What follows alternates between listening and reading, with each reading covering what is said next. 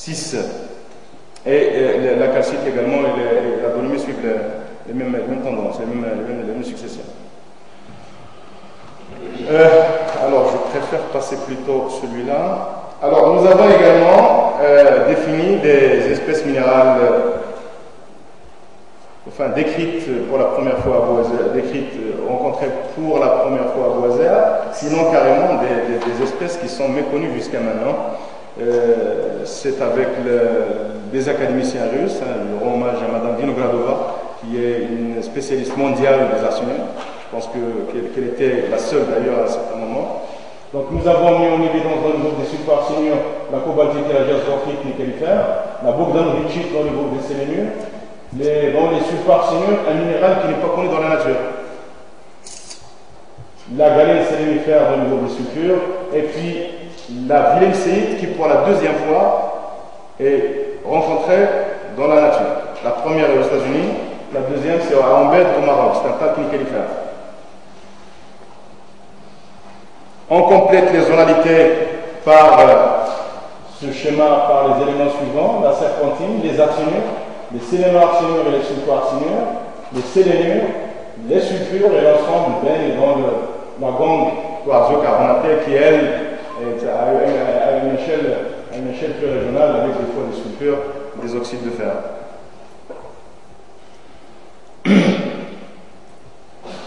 Je reviens à la géophysique puisqu'elle a été aussi appliquée aux espèces, appliquée à la roche et aux espèces minérales. On a vu tout à l'heure à l'échelle de la boutonnière, à l'échelle d'un prospect. Là, on va voir à l'échelle des roches et à l'échelle des espèces. Alors, vous voyez ici que les serpentines sont plus conductrices, beaucoup plus conductrices que les arséniques. C'est un problème. Là, la géophysique, la PP devient aveugle et il faut chercher d'autres méthodes. C'est ce qu'on a essayé de faire à Boiselle.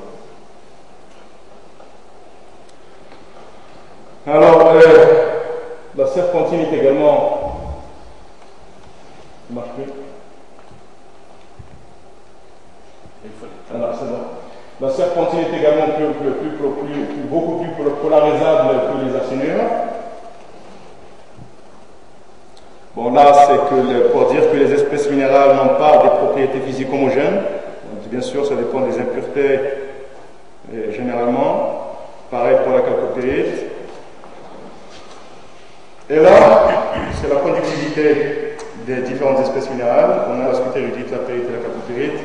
Scutérudite faiblement conductrice. Nous avons la chance d'avoir la chalcopyrite et la chalcopyrite comme halo autour des arsénures. Donc on va essayer d'utiliser la chalcopyrite de manière indirecte pour chercher la scutérudite et les arsénures et sulfoarsénures associées. C'est ce qui nous a amené à tester une nouvelle méthode. Je pense, M. Jeffel est là, je pense que nous étions parmi les premiers au monde à l'avoir essayé. C'est la PP spectrale qui est basée sur la constante temps, c'est-à-dire le temps que prend un minéral à se décharger, dans la courbe de décharge, à se décharger après la courbe de charge. Je passe aux inclusions fluides. Là, nous avons la température de mise en place du quartz 1 et du quartz 2 qui varie entre 150 et 260 degrés. La calcite est beaucoup moins chaude, ce qui est normal parce qu'elle est des carbonates de manière générale. La dolomie plus chaude que la calcite.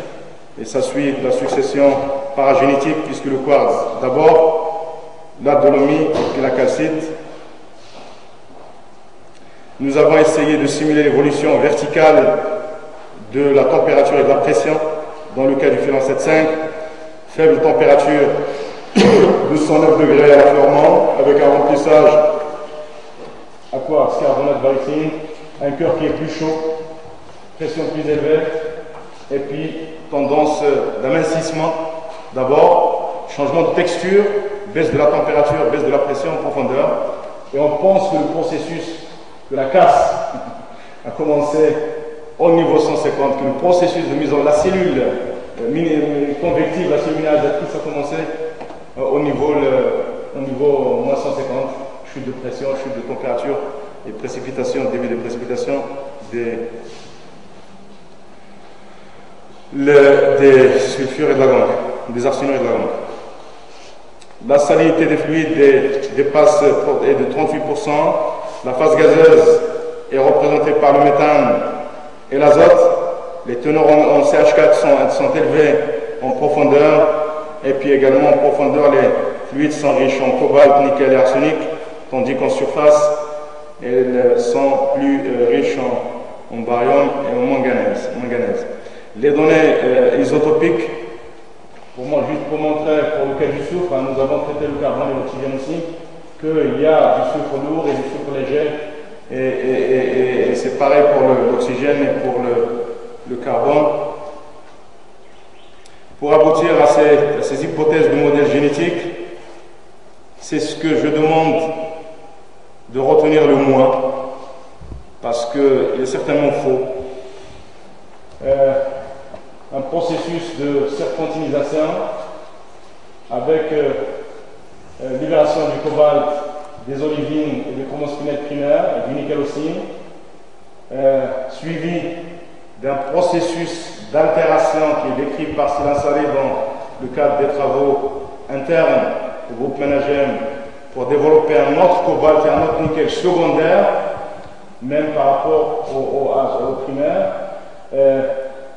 Le doming, je réinscris le processus de doming de serpentine, que je pense d'ailleurs, et on fait en débattre, je pense que le doming a commencé depuis le panafricain, au niveau de la botanière.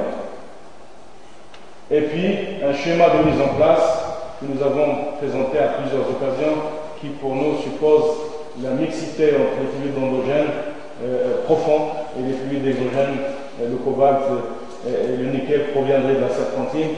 Reste à démontrer, je peux vous dire les preuves, je ne suis pas le premier à le dire, c'était Jouravski avant tout le monde, après c'est dit par le blanc, on le redit, mais les preuves restent ce qu'elles sont, c'est des hypothèses. Parce qu'on peut se poser la question, pourquoi les serpentines de Soudan ou de Diaguilé en Mauritanie, pourquoi elles ne sont pas minéralisées en cobalt? Pourquoi le processus est limité à Boisa? Aucun modèle n'est figé. Je pense même que cette histoire d'enrichissement montélique est à considérer dans la modélisation des minéralisations de manière générale. Je passe au cuivre. Alors pour le cuivre, je me servirai de ce bloc diagramme pour plusieurs choses. D'abord pour la lithostratigraphie, pour la caractérisation gitologique des minéralisations. Alors pour la lithostratigraphie, nous avons, question de gestion de temps, nous avons les calcaires quartzites au sud, la série du Bléda, en bleu le volcan sédimentaire, en vert le complexe de roches basiques basalte, gabbro et micro-gabbro, en vert pâle le schistogréseux, les unités turbiditiques, au nord la séroflumitique, bien évidemment l'ensemble des contacts sont tectoniques. Et la falumiette dont j'ai parlé tout à l'heure est à ce niveau-là, qui est vraiment polyphasée. En rouge, après au sud, on a le bassin de Tigline du plédo supérieur, la diorite et microdiorite du plédo inférieur et la gamme diorite, la fameuse gamme diorite de Léga. Et là, c'est le P3 qui est discordant sur l'ensemble. Les minéralisations, nous avons les minéralisations en rouge, la minéralisation type Tigline, de manière globale, puisque Tigline est minéralisée, même les minéralisations associées au volcanisme, à l'hypovolcanique de Tigline. C'est très peu documenté.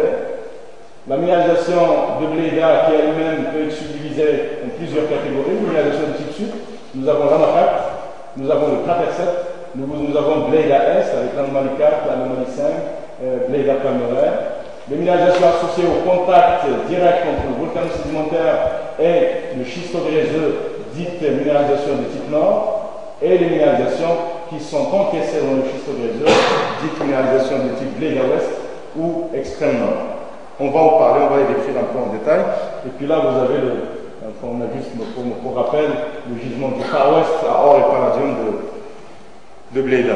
Je commence par le cas du gisement de Bléda ouest, que j'ai dit, comme j'ai dit, sont encaissés dans le schistogréseux et sont les zones à calcopyrite sont assez développées dans ce type de gisement.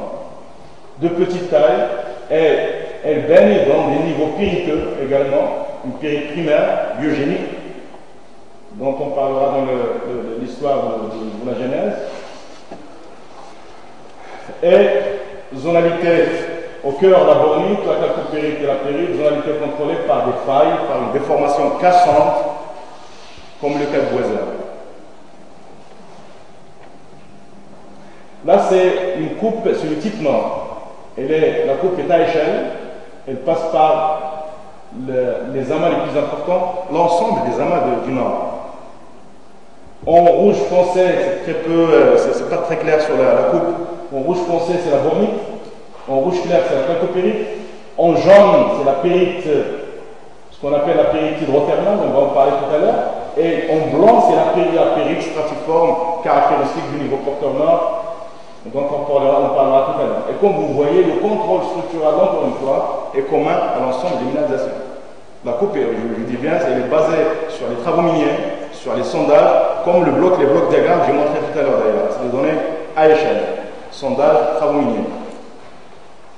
Et là, on pense que ces structures-là, qu'il doit y avoir un master plan à l'ensemble de ces structures qui auraient joué le rôle de faille patron, comme diraient les Québécois, à la genèse de ces minéralisations. Ces minéralisations étant considérées par plusieurs auteurs dans le passé, à commencer par Georges Puit, par Routier, Georges Puit, Leblanc, Guillot, sont considérées de type CEDEX, toutes CEDEX, jusqu'à ce que Rod Kirkham remette le modèle épigénétique et que M. Skak ici présente un modèle métamorphogène et qu'on reprend avec plutôt un contrôle, j'en parlerai tout à l'heure, un contrôle, je pense, de déformation cassante. C'est le stade cassant de la tectonique. Donc je reviens pour parler, j'ai parlé du type extrême nord, Bleda West, j'ai parlé du nord. La troisième dimension, c'est pour, on l'a noté mais on ne sait pas l'expliquer. c'est plus pour... Alors donc les minéralisations dites intermédiaires sont encaissées dans le volcano-sédimentaire, mais elles sont aussi rubanées. Je n'ai pas parlé de la différence texturale entre les minéralisations du type sud et du type nord. Le type nord est rubané, le type sud est stockwork. Et donc les minéralisations du type intermédiaire sont rubanées, encaissées par le volcano-sédimentaire, mais séquentes sur la stratine.